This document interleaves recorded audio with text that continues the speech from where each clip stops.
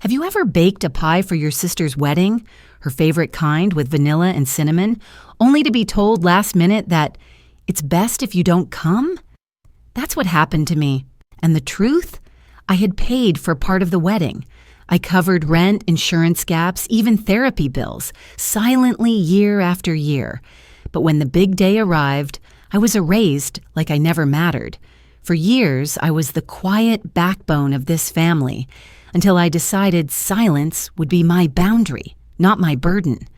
In this story, you'll see how I reclaim my voice without confrontation, how a framed letter, a quiet no, and a single name spoken mid-toast changed everything. The moment my sister stopped her speech, pointed at a photo and said, "That's Dr. Chloe Whitman. She helped save my grandmother's life." The room went still. I wasn't there, but somehow my absence spoke louder than I ever had. If you've ever felt invisible in your own family, watch this story. It might be the quiet permission you've been waiting for, to choose yourself. Before we dive into the story, if you're enjoying these meaningful stories, don't forget to hit that like button and subscribe to the channel so you never miss out on more. Now, let's start the story together. The pie was still warm. I'd timed it just right. Out of the oven, into the tin, and resting by the door. It was pecan, Celeste's favorite, baked with that splash of vanilla Dad used to swear by. The apartment smelled like cinnamon, brown sugar, and something close to anticipation. I folded the green sweater, the one I always wore on family trips, and laid it neatly atop the suitcase. Everything was ready. My small overnight bag, the extra blanket in case Aunt Judy's place got cold, and the card I'd written for Celeste, wishing her and Ben joy without sounding too much like a therapist. I'd even bought new nail polish, cranberry red. Ridiculous, maybe, but it felt like something festive. That's when my phone lit up. Drew. "Hey, Chloe. Small update. Celeste is a bit overwhelmed, things. Might be best if you sit this one out. Just easier all around. Hope you understand." It was cheerful in tone, hollow in meaning. I didn't respond right away. I just stood there, one hand resting on the foil-covered pie tin, the other slack by my side. Rain tapped the windows, steady and dull. Somewhere in the apartment below, a dog barked once and went quiet. For a second, I thought maybe this was a mistake, a misunderstanding. But then I remembered what Dad used to say. "They'll remember what you did when they need you again." I walked to the kitchen, opened the Notes app on my phone, and scrolled to the wedding toast I'd drafted this morning. It was short, sincere, a little funny. I tapped Select All, hit delete, and then finally typed back, "Okay, that was it. No questions, no anger. Just release." I turned the pie a little so the crust faced the hallway, as if someone might still pick it up, but I already knew no one would come. An hour later, my phone rang. Mom's name lit up the screen. I let it buzz twice before I picked up. "Hi, sweetie," she said, her voice bright and rehearsed. "I just wanted to, touch base. We thought, given everything with Celeste, maybe it's best—" "I got Drew's message," I cut in. My voice was calm, almost detached. A pause. "Oh, well, good. I was afraid it would come off the wrong way." It didn't. She exhaled, relieved, as if my silence was a gift, as if she hadn't just accepted the ease of my absence. There was a long moment where neither of us spoke, and then quietly she said, "I'm sure we'll find another time." I didn't answer. Outside, the rain kept falling, steady as breath. In the living room, the pie sat untouched by the door. My mother's voice was all sugar and calm, the kind people use when they're about to deliver cruelty dressed as compromise. "We're just trying to keep things smooth," she said, as if this were some business transaction and I was a misplaced decimal. "If you show up, it might cause confusion." I leaned against the window frame, watching as the rain had quietly turned into a soft, slanting snow. The street outside glistened, lit amber by the old lamppost. I said nothing. She didn't wait for a response. "I'm sure you understand." I did. In fact, I understood perfectly. After we hung up, I stood there for a moment, then turned toward the desk near the radiator. Its surface was neat, always has been. Pens aligned, sticky notes in pale blues and greens. I pulled the chair out with one smooth motion and sat down. The first app I opened was for Drew's rent. He'd missed a few payments last spring, and instead of confronting him, I just set up auto transfers from my account. Quiet. Convenient. Canceled now with a single tap. Next, Mom's therapy copay. She never knew I was the one covering the difference after her insurance changed. Gone. Finally, the joint savings I'd helped start. Just until the house sells, they'd said. Withdraw. Confirm. The radiator hissed behind me like a tired breath. The glow from the lamp cast long shadows on the floor, and I felt them wrap around my ankles like truth finally catching up. I reached for a yellow legal pad, the kind I always kept stacked in the bottom drawer, and began to write. 2019, booked Celeste's senior photos. 2020, sent Drew rent money during lockdown. 2021, covered Dad's prescriptions when insurance lapsed. 2022, flew home early to take Mom to her scan. 2023, helped cover Celeste's wedding deposit anonymously. I kept going, page after page, year after year, not out of spite, just clarity. I needed to see the shape of my silence. When I finished, I tore the top page and taped it to the fridge. No one would see it but me, but it felt like proof, like a receipt of my role. Then I went to the kitchen, peeled back the foil on the pecan pie, and carefully wrapped it in plastic. I slid it into the fridge, still untouched. That was the thing. I was always useful, just not invited. And now, for the first time, I wasn't either. They always remembered to send thank you notes to the caterer, never to me. Outside, the snow was still falling, soft and lazy, like even the weather had decided to speak in whispers tonight. I wrapped my hands around a mug of peppermint tea and sat by the window, watching the glow from street lights blur across the flakes. I hadn't added any honey. I didn't want sweetness. I wanted honesty. The silence of my apartment was padded, deliberate, the kind you earn when you stop trying to be heard. In the quiet, memories drifted in, uninvited. Drew's engagement dinner had been held at the Monarch Room, all white linen and overpriced lighting. I'd flown in after an exhausting double shift and arrived early to help Mom prepare the custom gift boxes. Hand-tied bows, embossed initials, thoughtful extras. At the table, Drew got a standing toast for his vision and artistry. I nodded, smiling faintly. His latest gallery was mostly blotches on canvas and one badly rendered deer. No one asked where I'd flown in from, or why my nails were still stained faintly pink from hospital gloves. Later that night, I'd overheard Celeste telling her future in-laws, "Oh, Chloe, something medical, I think." In my bookshelf drawer, buried under old insurance documents, I found a photo I hadn't seen in years. It was from the hospital gala in 21. I stood at the podium, hands on either side of the microphone, midway through presenting a scholarship award. And there, just beyond the frame, was Celeste, in the background. Not smiling, just watching. I stared at the photo, thumb tracing the curve of her blurred face. What had she seen? What had she chosen not to remember? "She knew," I whispered, unsure if I meant it as a fact or a wish. The radiator clicked softly in the corner. The pie was still in the fridge, untouched. My list still hung on the door, curling slightly at the edges.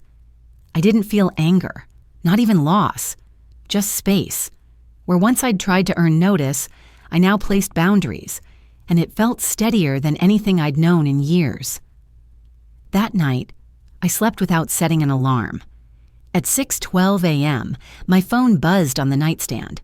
Aunt Laura's voice came through, hesitant and unusually direct. "Call me when you can. It's about last night." I didn't move right away. I just lay there listening to the hum of the city waking up, wondering which part of the past had finally decided to speak. "She said your full name like it was sacred." I sat at the kitchen table, fingers curled around a chipped ceramic mug, still half full with yesterday's tea. Aunt Laura's voice came through the speaker, steady but touched with something I couldn't name. Maybe awe, maybe vindication. She looked at that photo on Drew's mantel for a long time. The one from the hospital gala. Black frame, gold trim. You're at the mic mid-sentence.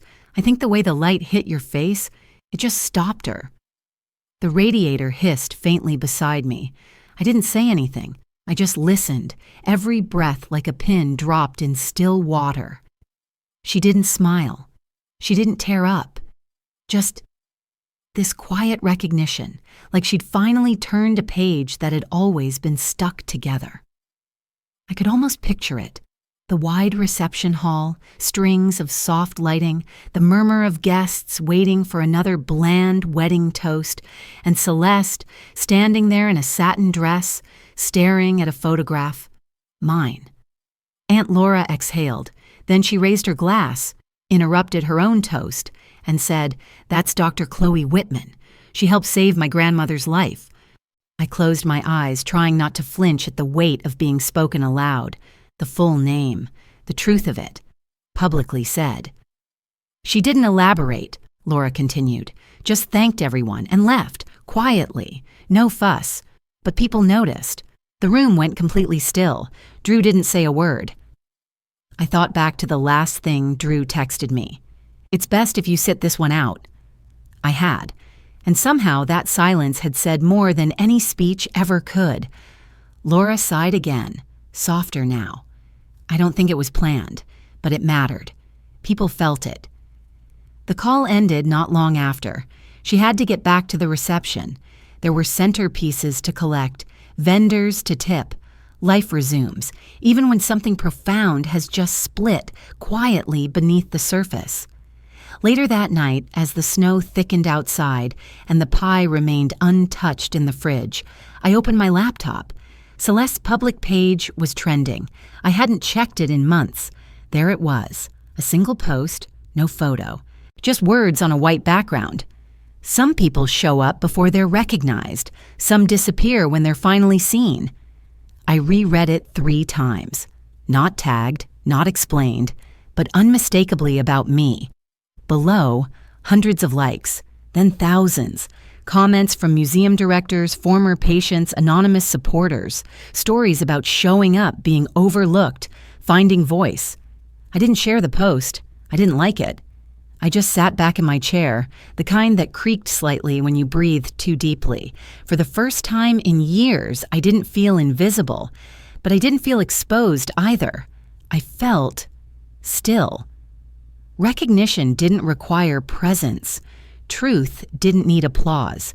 And somewhere out there, at a wedding I hadn't been invited to, the silence I left behind was speaking louder than anything I could have said. They brought leftovers like offerings to a shrine they thought they could still control. It was Sunday, just past 5. Outside, the snow had quieted into a gentle, drifting hush. My apartment glowed with the soft light of early evening, lemon and sage simmering gently on the stove. The scent wrapped around me like a blanket I'd finally chosen for myself. When the knock came, I didn't startle. I glanced toward the door, let the kettle finish its low hum, and moved with unhurried steps. Through the peephole, 3 familiar figures stood huddled together. My mother held a covered dish in both hands. Drew shifted from foot to foot. Henry looked down, unreadable as ever. I unlocked the latch and opened the door no more than a few inches. A line of cold air slipped in behind their presence. Pamela smiled first, tight at the edges. "We brought some things, leftovers from the reception. We thought maybe we could talk." Behind her, Drew's voice cracked the silence. "Celeste, kind of misunderstood what happened. Maybe you could help explain?" Help explain, as if my absence had caused the rupture, not the years that came before it. I didn't lean forward, didn't invite them in. I let the moment sit between us like a stone too heavy to move. You're only invisible until you say no. I'd once overheard my therapist say that to someone else in the waiting room.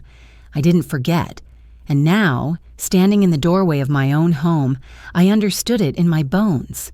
"No," I said simply. It wasn't cruel. It wasn't loud.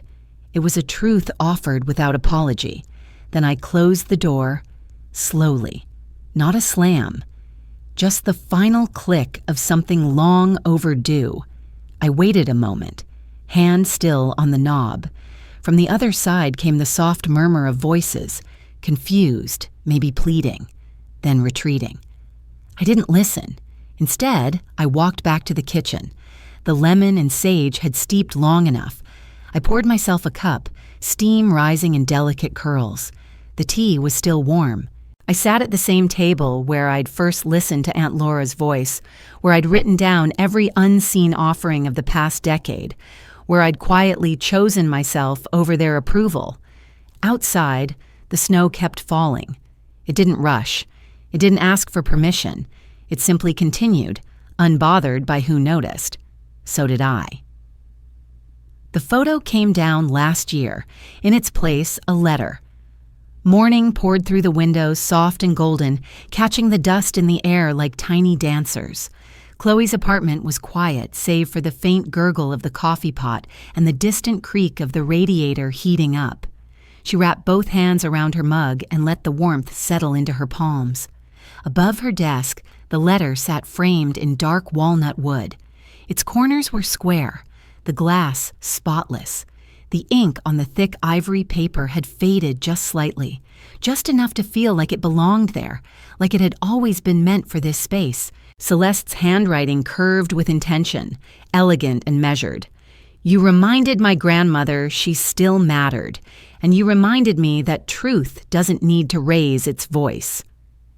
Chloe had read it dozens of times, but this morning, with the snow softening every edge outside and the scent of vanilla beans lingering from last night's baking, the words struck differently. Not sharper, not deeper, just whole. She glanced down at her inbox. One new email blinked. From Drew. "Can you ask Celeste to take the post down? It's affecting my commissions. People keep asking about you instead of the work." Chloe didn't even open the full message. She didn't need to. His words had a familiar weight, careless, indirect, tinged with the kind of inconvenience that only arises when truth interrupts comfort. She reached for her candle instead, lit the wick, watched as the flame caught and held steady. On her bookshelf, the old planner lay half open. A sticky note was still tucked inside, yellowed at the edges. Her therapist's words, scribbled in ink years ago. "You don't need an invitation to be whole." She smiled faintly. Not the kind of smile you give others to reassure them, the kind you keep for yourself, the kind that says, "I made it through, and I didn't vanish." Her phone buzzed again. She turned it face down. Outside, the world had gone quiet in that way snow knows how to do. Every edge smoothed, every sound softened. There was no parade, no confrontation, just the hum of life continuing on its own terms. She picked up her mug again, took a slow sip. The coffee was rich, slightly sweet, exactly how she liked it. No one had to ask her to stay. No one could ask her to leave. In the space she had carved out, measured not by recognition but by stillness, Chloe breathed, and that was enough. Some people look for closure in grand gestures, but for me, it came quietly, like the snow outside my window that morning. Not with an apology, but with a letter, and a silence I finally chose for myself. Sometimes the love we give isn't returned the way we expect. But when we choose to honor our own worth, even the absence of recognition becomes a form of freedom. In this life, we don't need an invitation to belong. We only need the courage to stay true to who we are. If this story resonates with you, feel free to share your thoughts. I'd love to hear how you've claimed your own space in a world that sometimes forgets to say thank you.